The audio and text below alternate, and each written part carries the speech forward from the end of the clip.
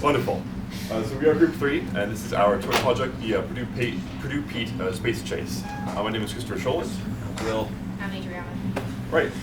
So the background of our toy, again, thinking about the 150 years of Purdue and the 50th anniversary of the moon landing, we thought, well, 50 years from now, maybe colleges will be trying to land on the moon. So we made a little game to go along with that. So 50 years from now, the Purdue Space Club is trying to get the Purdue flag onto the moon, and we have devised a way to do that with our Purdue Pete rocket.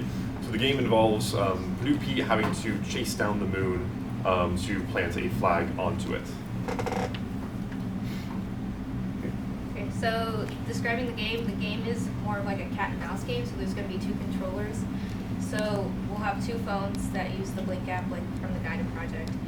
One will be controlling the Pete train, and one will be controlling the moon. And we'll have different controls on both of those interfaces because the Pete obviously has the flag mechanism, so they'll have slightly different mechanisms with that. So we're thinking about running this game for about 3 minutes, and if the objective isn't met, then we're going to cancel the game and restart it. And as I mentioned, the Blink app, and then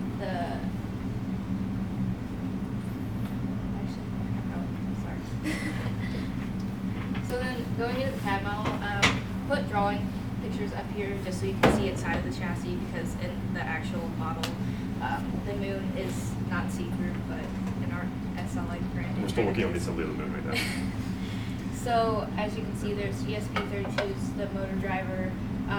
In the front, there's a two-wheel mechanism, which is driven by a servo motor. So that kind of gives us the steering aspect of that. And in the back, there's a motor-driven single wheel that will give it the movement. And then this is just kind of the overall assembly of the moon in Priya. So, moving on to the Pete car. So, pretty much with each of these, you kind of have a separable design where you can take off the top kind of aesthetic chassis and have kind of the working frame underneath it. So, you can also kind of see the internals of it. It has a steering mechanism at the front where the wheels angle. We'll show you that a bit more in a minute. It has a driven motor in the back to drive the car. And on top it has a model of Purdue Pete on a train, and it has a flag planting mechanism. But it rotates around, and it's a 4-bar with a rocker, and then it has a weight on the end that's supposed to hit the moon. And this is kind of the exploded view of it, similar to before.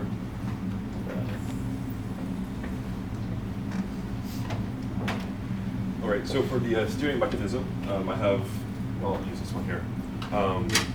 My guy off. So this was 2 4-bars that we linked together with control of the servo motor. It goes back and forth like 30 degrees to the right and 30 degrees to the left, and that will move the wheels back and forth. I will do that a little bit right here. So we're going to change how the wheels are attached, but it can go like that to control steering. And it's the same design for both cars, just to keep things simpler altogether. And for the pins, we used M3 bolts and then self-locking nuts to keep all that in place. And that part's worked pretty well.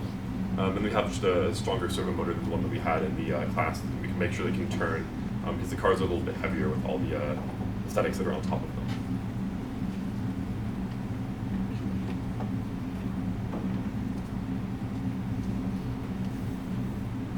Yeah, and this is this demonstration of the flag planner again. It's a rotation motion, constant input, single output, kind of like a windshield wiper.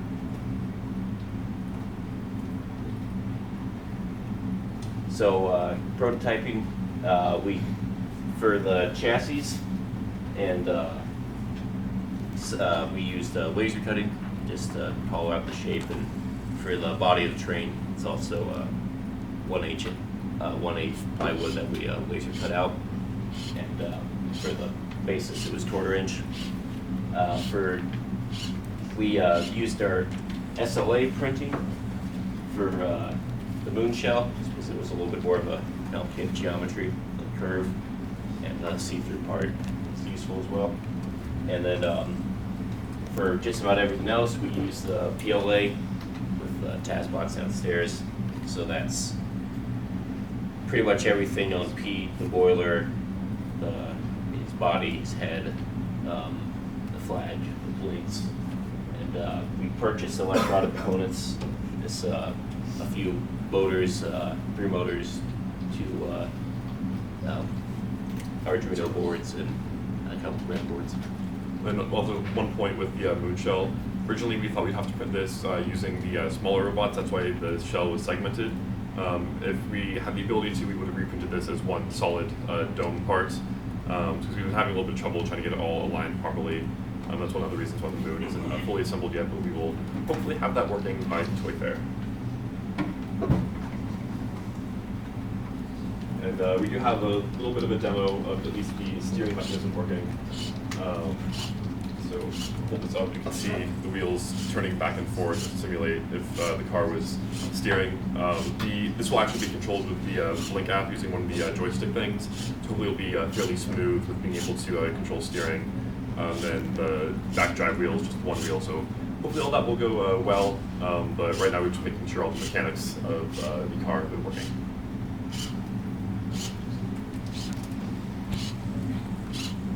So just as mentioned before, we're just going to continue working on the mechanisms of the car, make sure everything works before the tour fair, and then just finalizing the river for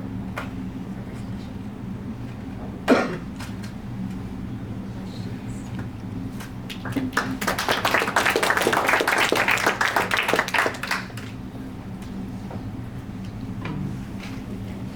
did you make that predictive app? I Downloaded or model? I spent about a day in the freestyle part of Creo and just stretched a lot of spheres. Good prediction. Thank you. So have you tested the heating mechanism yet? The hitting mechanism, we have the switches for that, and we have various springs in case the moon is either too heavy or too light, I guess, everything. But we've just been trying to get these mechanisms down. The electronics, it's not that we are prioritizing them, it's just we want to try to make sure like all the mechanics we designed are working better. We want to get one car working in most forms.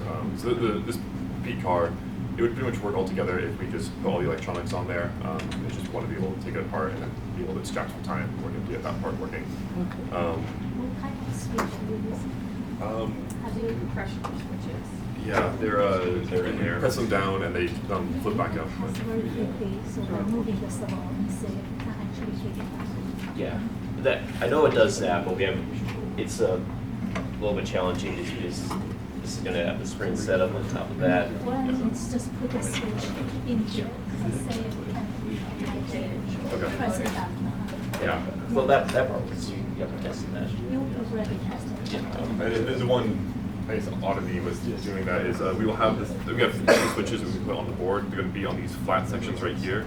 Then we have holes here for aligning it so that it won't either slide or fall off from those points. So that will make it a little bit different, where it's not just that one hitting one switch down. It's going to be trying to push the entire moon surface down. It sort of acts like a buzzer in a way. Switches, but the thing that you want to put is here. Yeah. That you want to do. Yeah. So It'll hit the whole body. if you see like a game show, it's kind of like one of those like buzzer buttons. So hopefully we can get that to work properly. I think our pressure sensor can also. If that switches is not working, the pressure sensor can. The pressure sensor may be working. Yeah, we have another pressure sensor. If the switch doesn't work, you can always put the pressure sensor here. Okay. So that's the backup plan. Thank you. Any further questions?